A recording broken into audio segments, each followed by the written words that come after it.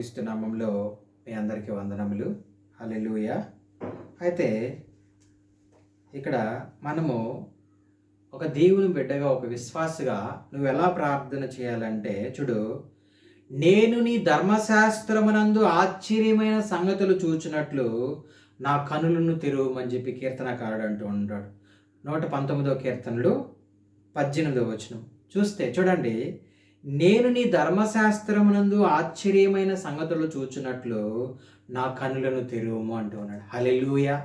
నీ కన్నులంటే చూడండి, ఈ కన్నులు ఈ లోకంలో ఉన్న ప్రతి ఒక్క దానిని చూడగలుగుతాం, కానీ ఆత్మీయమైన కన్ను కావాలి నీకు. ఆత్మీయమైనది ఏంటో తెలుసా?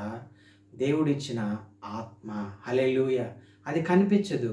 నువ్వు ఆత్మీయమైన సంగతులను చూడాలనంటే దేవుని ధర్మశాస్త్రంలో నీ జీవితంలో చూడాలన్నా, నీ కుటుంబంలో చూడాలన్నా, నీ సంఘంలో చూడాలన్నా నువ్వేం చేయాలనంటే నీ ఆత్మీయమైన నేత్రములు ఏమవ్వాలి? తెరవబడాలి. అయ్యా, నా కన్నులను తెరువుము అని చెప్పి దేవుడిని అడిగితే ఖచ్చితంగా నీలో ఒకవేళ చీకటి ఉన్నా కూడా దేవుడు తీసివేసి నీకు వెలుగునిస్తాడు. హల్లెలూయా. నువ్వు ఆత్మీయమైన నేత్రం నువ్వు కలిగి ఉంటే ధర్మశాస్త్రంలో ఉన్న ప్రతి ఒక్క మేలు నువ్వు చూడగలుగుతావు. ఆశ్చర్యమైన సంగతులు నువ్వు చూడగలుగుతావు. ఆశ్చర్యమైన నువ్వు దేవుని వాక్యమును నువ్వు చదువుతూ ఉన్నప్పుడు దేవుడు అనేక మర్మములు నీకు ఏం చేస్తాడంటే బయలుపరుస్తాడు. అనేక మర్మములతో బయలుపరిచి నిన్ను ఆత్మతో నింపి ఆయన వాక్యంతో నిన్ను నింపుతాడు. హల్లెలూయా. చూడండి, అనేక ఆశ్చర్యమైన సంగతులు అంటే మనం ఏదేదో ఆశ్చర్యం అనుకుంటూ ఉంటాం. అది కాదు. సత్యమైనది, ఆత్మ సంబంధమైనది, ఆత్మ సంబంధమైన ఆశ్చర్యములు నువ్వు చూడబోతూ ఉన్నావు. హల్లెలూయా. దేవుడు ఇప్పుడు వరకు ఒకవేళ నీ కనులు క్లోజ్ అయి ఉన్నావేమో, ఒకవేళ లోకమనే కనులు ఓపెన్ అయ్యి ఆత్మీయమైన నేత్రములు ముయ్యబడి ఉన్నాయేమో, ఒకసారి జ్ఞాపకం చేసుకో. దేవుడు ఈరోజు అంటూ ఉన్నాడు నీతో, ఖచ్చితంగా నీ ఆత్మీయమైన నేత్రం నేను ఓపెన్ చేస్తానంటూ ఉన్నాడు. చూడండి, ఏదైనా వనంలో అవ్వ ఆదాము జీవిస్తూ ఉన్నారు, హ్యాపీగా ఉన్నారు, దేవునితో మాట్లాడుతూ ఉన్నారు, వాళ్ళకి ఆత్మీయమైన నేత్రములతో కలిగి ఉన్నారు. అయితే సాతానుతో ఎప్పుడైతే మాట్లాడారో ఆత్మీయమైన నేత్రములు క్లోజ్ అయ్యాయి. లోకంలో ఉన్న వాళ్ళకి ఏమైనాయంటే లోక సంబంధమైనటివి, పాప సంబంధమైన ఆలోచనలు, పాప సంబంధమైన కనులు ఓపెన్ అయినాయి. అప్పుడు దేవునికి వాళ్ళు దూరం అయిపోయినారు. అయితే నువ్వు దేవుని ఆశ్చర్యమైన సంగతులు చూడాలని అంటే నీ ఆత్మీయమైన కళ్ళు ఏం చేయాలి? ఓపెన్ అవ్వాలి. హల్లెలూయా. నువ్వు ఆత్మను పొందుకోవాలి. నువ్వు ఆత్మను పొందుకోవాలి. నజరేయుడైన యేసు క్రీస్తు ప్రభువు వారిని నువ్వేం చేయాలి? ప్రతిష్ఠించుకోవాలి. దేవుని వాక్యం నీలో ఉంటే ఖచ్చితంగా దేవుడు నీకేం చేస్తాడంటే ఆయన నీ ఆత్మీయమైన నేత్రంలో ఓపెన్ చేస్తాడు. చూడు, నీ ధర్మశాస్త్రం అనుసరించుటకు నాకు బుద్ధిని దయచేయమంటూ ఉన్నాడు. ఏం చేయాలంట? ఈ కన్నులు ఎప్పుడైతే ఓపెన్ అవుతాయో అప్పుడు ఏమొస్తుందో తెలుసా? ధర్మశాస్త్రమును, ఈ వాక్యమును అనుసరించి నడుచుకునే భాగ్యాన్ని దేవుడు మంచి బుద్ధిని, జ్ఞానం ఇస్తాడు, మంచి బుద్ధి ఇస్తాడు. చూడండి, వ్యర్థమైన వాటి యందు చూడకుండా నా కన్నులు త్రిప్పివేయము అంటూ ఉన్నాడు. ఎప్పుడైతే నువ్వు ఆత్మీయమైన నేత్రములు నీకు ఓపెన్ అవుతాయో వెంటనే ఫస్ట్ ఏమవుతుందో తెలుసా? నీ బుద్ధి సరిచేయబడుతుంది. అదే విధముగా నువ్వు వ్యర్థమైన వాటి వైపు చూడకుండా నీ కనులు ఏమవుతాయంటే త్రిప్పివేయబడతాయి. హల్లెలూయా. వ్యర్థమైన వాటి అందు నీ కనులు చూడకుండా త్రిప్పివేయబడతాయి. చూడండి, ఏదైనా వనంలో అవ్వమ్మ చూపు పండు మీద పడింది.